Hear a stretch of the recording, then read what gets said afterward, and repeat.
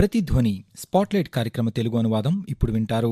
భారతదేశాన్ని అభివృద్ధి చెందిన దేశంగా తీర్చిదిద్దడానికి కృతనిశ్చయంతో ఉన్న కేంద్ర ప్రభుత్వం అందుకోసం ఏ ఒక్క అవకాశాన్ని వదులుకోకుండా నిరంతరం కృషి చేస్తోంది. ఆర్థిక స్వావలంబన సాధించే క్రమంలో సహజ వనరులను సద్వినియోగం చేసుకునే దిశగా తాజాగా జరిగిన కేంద్ర మంత్రివర్గ సమావేశం కీలక నిర్ణయాలను ఆమోదించింది. ఖనిజాలను సంపదల గనిగా మార్చేందుకు 34,300 కోట్ల రూపాయలతో 7 సంవత్సరాల కాలానికి జాతీయ కీలక ఖనిజాల మిషన్ను కేబినెట్ ఆమోదించింది. ఇందుకోసం పర్యావరణ హిత సాంకేతికతకు అనుగుణంగా ఖనిజాలను విలువ ఆధారిత వ్యవస్థను సృష్టించాలి అని నిర్ణయించడం పర్యావరణ పరిరక్షణ పట్ల దేశానికున్న నిబద్ధతకు నిదర్శనంగా పేర్కొనవచ్చు. ఆత్మనిర్భర్ భారత్లో భాగంగా ఉన్నత సాంకేతిక పరిశ్రమలు, హరిత ఇంధనం, రక్షణ రంగాల్లో ఖనిజాల అనివార్యతను గుర్తించిన కేంద్ర ప్రభుత్వం కీలక ఖనిజాల రంగంలో సవాళ్ల పరిష్కారం కోసం 2 సంవత్సరాలుగా వివిధ కార్యక్రమాలను చేపట్టింది.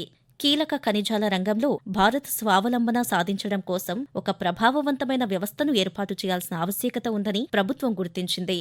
గతేడాది కేంద్ర బడ్జెట్లో కీలక ఖనిజాల మిషన్ను ఏర్పాటు చేస్తున్నట్లు ఆర్థిక మంత్రి నిర్మలా సీతారామన్ చేసిన ప్రకటనకు అనుగుణంగా తాజా నిర్ణయం తీసుకున్నారు. ఖనిజ అన్వేషణ, తవ్వకం, మలినాల తొలగింపు, శుద్ధి, కాలం చెల్లిన ఉత్పత్తుల పునరుద్ధరణతో సహా విలువ ఆధారిత వ్యవస్థలోని అన్ని దశలు కేంద్ర మంత్రివర్గం ఆమోదించిన కీలక ఖనిజాల మిషన్లో ఉంటాయి. దేశంలోనూ తీర ప్రాంతాల్లోనూ కీలక ఖనిజాల అన్వేషణను ఈ మిషన్ ముమ్మరం చేస్తుంది. ఆయా ఖనిజాల మైనింగ్ ప్రాజెక్టుల నియంత్రణపరమైన ఆమోద ప్రక్రియ త్వరితగతిన పూర్తయ్యేలా చూడటం దీని లక్ష్యం. అంతేకాకుండా కీలక ఖనిజాల అన్వేషణకు ఈ మిషన్ ఆర్థిక ప్రోత్సాహకాలను కూడా అందిస్తుంది. ఖనిజాలకు సంబంధించి అధిక వ్యయం, వ్యర్థాల భారాన్ని తగ్గించే విధంగా తోడ్పాటును అందిస్తుంది.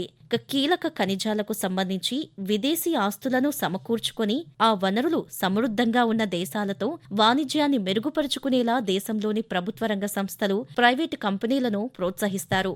దేశంలో కీలక ఖనిజాల నిల్వ సముదాయాలను పెంపొందించే చర్యలు కూడా ఇందులో ఉంటాయి. కీలక ఖనిజ సాంకేతికతలో పరిశోధనను ప్రోత్సహించడంతో పాటు అత్యున్నత కేంద్రాన్ని ఏర్పాటు చేయాలని కూడా ఇది ప్రతిపాదిస్తుంది. Geological survey of India GSI 2025-26 ఆర్థిక సంవత్సరానికి వివిధ కీలకమైన ఖనిజాల కోసం 227 ప్రాజెక్టులను చేపట్టబోతోంది.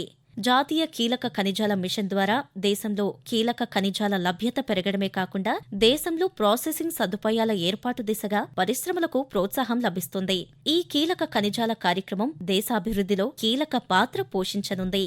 రైతులకు లబ్ధి చేకూర్చే దిశగా అదే సమయంలో వాతావరణ పరిరక్షణకు ఉపకరించేలా కేంద్ర మంత్రివర్గం మరో కీలక నిర్ణయాన్ని ఆమోదించింది. ఇథనాల్ మిశ్రిత పెట్రోల్ కార్యక్రమంలో భాగంగా ప్రభుత్వ రంగ చమురు మార్కెటింగ్ కంపెనీలు ఇథనాల్ సేకరణ విధానానికి పచ్చజెండా ఊపింది. ఈ విధానంలో భాగంగా ప్రభుత్వ రంగ చమురు మార్కెటింగ్ కంపెనీలు ఇథనాల్ను కొనుగోలు చేయాలి. దీనికనుగుణంగా సి హెవీ మొలాసెస్ నుంచి తయారు చేసిన ఇథనాల్కు ఈబీపీ కార్యక్రమాన్ని దృష్టిలో పెట్టుకుని నియంత్రించిన మిల్లు ధరను పెంచారు. 2024 నవంబర్ 1 నుంచి 2025 అక్టోబర్ 31 మధ్య కాలానికి లీటరు ఒక్కింటికి ₹56.58 నుంచి ₹57.97 పెంచుతూ నిర్ణయం తీసుకున్నారు. ఇథనాల్ ధరలను స్థిరంగా ఉంచడంతో పాటు సరఫరాదారులకు గిట్టుబాటు ధరలను అందించాలన్న ప్రభుత్వ విధానాన్ని కొనసాగించడానికి ఇది ఉపకరిస్తుంది. ముడి చమురు దిగుమతులపై ఆధారపడటాన్ని తగ్గించడానికి, విదేశీ మారక ద్రవ్యాన్ని ఆదా చేయడానికి, పర్యావరణానికి పరిరక్షణకు కూడా ఊతమిస్తుంది. సాంప్రదాయ ఇథనాల స్థానంలో ప్రత్యామ్నాయ ఇంధనాలను, పర్యావరణహిత ఇంధనాలను వినియోగించడాన్ని ప్రభుత్వం ప్రోత్సహిస్తుంది.